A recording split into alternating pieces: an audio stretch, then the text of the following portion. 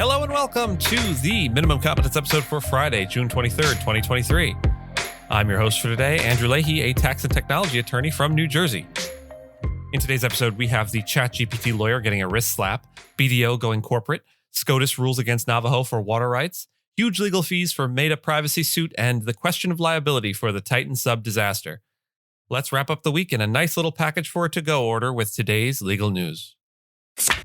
On this day, June 23rd, in legal history, the Taft-Hartley Act was enacted over the veto of then-President Harry Truman. The Taft-Hartley Act, also known as the Labor Management Relations Act of 1947, is a U.S. federal law that imposes limitations on labor unions. It was passed by the 80th Congress and became law on June 23, 1947, despite President Harry S. Truman's veto. The act was a response to a wave of strikes in 1945 and 1946. Although it was introduced by Republicans, it received significant support from Democrats in Congress. The Taft-Hartley Act amended the National Labor Relations Act of 1935 and introduced new restrictions on union activities and unfair labor practices. It banned practices such as jurisdictional strikes, wildcat strikes, secondary boycotts, closed shops, and monetary contributions from unions to federal political campaigns. The act also allowed states to enact right-to-work laws which prohibit union shops. The law emerged during the early years of the Cold War and required union officers to sign non-communist affidavits. The strike wave and Republican control of Congress in the midterm elections of 1946 created a favorable environment for the passage of the act. Republican Senator Robert A. Taft and Congressman Fred A. Hartley Jr. introduced separate measures to curb union power and prevent strikes. Eventually, a compromise bill combining elements from both measures was enacted. President Truman vetoed the Taft-Hartley Act, considering it a threat to free speech. However, Congress overrode his veto with support from both Democrats and Republicans. Despite Truman's opposition, he invoked the act on several occasions during his presidency. Union leaders from the Congress of Industrial Organizations campaigned for Truman in the 1948 election, hoping for a repeal of Taft-Hartley. Truman won the election, but failed to fulfill the promise to repeal the law. Additionally, Labor's attempt to defeat Republican Senator Robert A. Taft in Ohio in 1950 was unsuccessful, highlighting the limitation of Labor's political power. Overall, the Taft-Hartley Act remains in effect, shaping labor relations in the United States by imposing restrictions on unions and their activities. Two Manhattan lawyers have been fined $5,000 by a federal judge for submitting a court brief generated by ChatGPT that contained fabricated quotes from non-existent cases. In addition to the fine, they are required to send the sanctions opinion to the actual judges that ChatGPT falsely attributed the fake opinions to. The lawyers may face further disciplinary action from the New York State Bar Association due to their use of ChatGPT. The judge found that one of the lawyers knowingly made false statements to the court and that both lawyers persisted with the fake cases despite doubts about their accuracy. The extensive news coverage of the case and the imposed fines are expected to serve as a deterrent against similar misuse of ChatGPT in the future. The lawyers' conduct has been criticized for abandoning their responsibilities and failing to verify the cases that they cited. The episode has wasted time, harmed their client's case against Avianca Airlines, and potentially damaged the reputation of the judges associated with the fake opinions. The lawyers may face a reprimand or censure from a state bar discipline proceeding, but the negative publicity alone is likely to discourage similar misconduct from others. We talk about this at some length on my other podcasts with co-hosts Jacob Schumer and Jason Ramsland. The name of the podcast is Acquiring Minds. It's our latest episode, and there is a link in the show notes. BDO USA LLP, the sixth largest accounting firm in the U.S., has announced its plans to convert from a partnership to a professional services corporation based in Delaware. The conversion, set to take effect on July 1st, will result in the firm being known as BDO USA PA. According to the firm, this change in structure will provide advantages that will support its ongoing growth and transformation.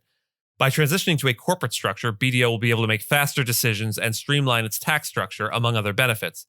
Partnerships often face challenges when it comes to making strategic decisions, as they typically require extensive consultation and can impede agility. Moving to a corporate structure will also reduce the tax burden on retained earnings, simplify tax compliance for partners, and facilitate the attraction of investment capital. The shift is expected to enhance BDO's operational efficiency and competitive position within the industry. The U.S. Supreme Court has ruled against the Navajo Nation in their efforts to secure water in the drought-affected Southwest region. The court's 5-4 decision reversed a lower court ruling that allowed a lawsuit by the Navajo Nation over Colorado River water to proceed. The Navajo argued that the federal government had an obligation to assist them in accessing water under a peace treaty that promised a, quote, permanent home and the provision of necessary resources. However, the majority decision, led by Justice Brett Kavanaugh, stated that while the 1868 treaty reserved water for the Navajo reservation, it did not impose a requirement on the U.S. to take proactive measures to secure water for the tribe. Kavanaugh emphasized that the judiciary's role was not to update laws and allocate water resources. The ruling was seen as disappointing by the Navajo Nation, but the split vote gave them some encouragement. They plan to continue pursuing efforts to obtain quantified water rights in Arizona. The case highlights the challenges of allocating water resources in the arid regions of the American West during times of drought. Plaintiffs' lawyers involved in a data privacy lawsuit against Meta Platforms, the parent company of Facebook, have requested more than $181 million in legal fees as part of a $725 million settlement. The lawyers representing plaintiffs in the case argued that the requested fees, amounting to 25% of the settlement fund, are in line with similar cases of comparable size. They stated that the settlement is the largest data privacy recovery and the largest private settlement ever reached by Facebook. The lawsuit, which originated from the Cambridge Analytica scandal, has been ongoing for nearly 5 years, with class counsel dedicating over 149,000 hours to the case. The final approval hearing for the settlement is scheduled for September 7th. Legal experts suggest that liability waivers signed by the passengers aboard the submersible that was lost during a dive to the Titanic wreck may not protect the vessel's owner from potential lawsuits by the victims' families. Although the passengers are believed to have signed waivers, judges can reject them if evidence of gross negligence or undisclosed hazards is presented. The validity of the waivers would be compromised if there were aspects of the vessel's design or construction that were withheld from the passengers, or if it was knowingly operated despite being unsuitable for the dive. The applicability of the waivers will depend on the causes of the disaster, which are still under investigation. Families could potentially seek damages from OceanGate or other parties involved in the submersible's design or construction if negligence is proven. OceanGate could file a limitation of liability action, but it would need to prove no knowledge of potential defects, which is challenging. If OceanGate fails in such a case, families could pursue negligence or wrongful death lawsuits. The central questions would revolve around what OceanGate knew about the vessel's safety and what passengers were informed about it. Previous allegations of safety lapses made by a former employee and concerns expressed by industry leaders about the vessel's safety could potentially be cited by plaintiffs during the discovery process.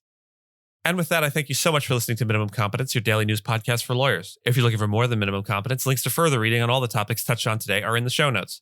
If you have any questions or story suggestions, you can find us on Mastodon on the esq.social instance. I'm at Andrew, and my co-host Gina is at Gina. The views, thoughts, and opinions expressed in this podcast are those of the hosts and do not represent those of any organization we may be affiliated with. Nothing here should be construed as legal advice because it is not legal advice. Reviews go a long way towards helping new listeners to find our show. If you have a moment and can leave a rating or review on your podcast player, we'd sure appreciate it. And if you know someone that might be interested in a story we cover, consider sending them the episode. Minimum Competence is available at minimumcomp.com and wherever you get your finely crafted podcasts. We'll see you back here on Monday, and until then, remember, a penny saved is a penny minimum competent.